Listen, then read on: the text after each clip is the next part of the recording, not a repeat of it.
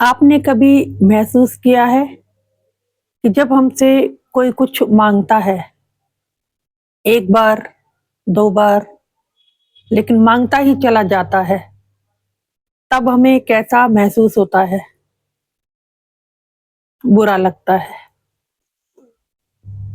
और धीरे-धीरे हम ऐसे इंसान से मिलना, बोलना और उचित दूरी बनाना शुरू कर देते हैं, ये सोचकर कि ये तो मांगता ही रहता है। तो मांगने वाला इंसान कतई अच्छा नहीं लगता। तो सोचकर देखिए कि परमात्मा को हम कैसे अच्छे लगते होंगे। परमात्मा से हम मांगे ही जा रहे हैं, मांगे ही जा रहे हैं। अब ये चाहिए, अब वो चाहिए, मांग खत्म ही नहीं होने को आ रही। तो क्या हम परमात्मा को अच्छे लग रहे होंगे? नहीं।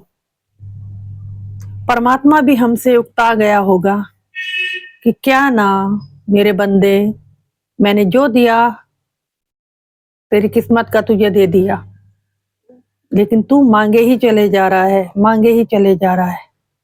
तो धीरे धीरे परमात्मा भी हमसे दूर होने लगता है। मांगने वालों से परमात्मा दूर रहता है, याद रखिएगा। और जो उसकी दी हुई चीजों को स्वीकार करके जीता है, उसके बहुत करीब आ जाता है।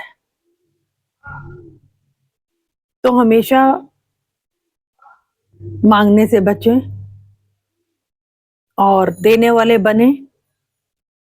जो भी आपसे बन पड़ता है वो दूसरों के लिए कीजिए। और नहीं कर पा रहे हैं अगर कुछ, तो हम मंगल कामना तो कर सकते हैं, प्रार्थना तो कर सकते हैं, तो वो कीजिए।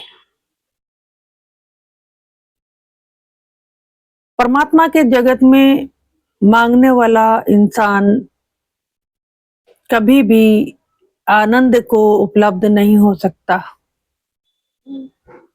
आनंद को, मस्ती को वही लोग उपलब्ध होते हैं जिन्होंने स्वीकार कर लिया कि तूने तो मेरी पात्रता से मुझे ज्यादा ही दिया है। शुक्राना, अहोभाव, ग्रेटिट्यूड। उनके जीवन में फिर किसी भी चीज की कमी कभी भी नहीं रहती। जरूरत है तो धैर्य की और तेरी मर्जी की। तो आशा करती हूँ हम में से बहुत सारे मित्र जो दिन रात परमात्मा से मांगे चले जा रहे हैं, यहाँ तक कि ध्यान भी करते हैं तो उसमें भी मांगते हैं, हमें ये दे दो, हमें वो दे दो। कुछ नहीं मांगना। वो जिस हाल में रखे राजी हो जाइए और अपनी साधना कीजिए। परिणाम इतने सुंदर होंगे कि परमात्मा स्वयं आपको सब कुछ देने लगेगा। विश्वास करके देखिए, वो उन्हीं को देता है जो मांगते नहीं हैं, और उनसे तो बहुत दूर रहता है जो दिन रात मांगते हैं। आशा करती हूँ मेरी इस बात को आप समझ गए होंगे और ये प्रयोग करके देखिएगा। जीवन में बहुत कुछ मिलने को तैयार है। देर है तो हमारी तरफ से। जय हो, मेरे प्रणाम।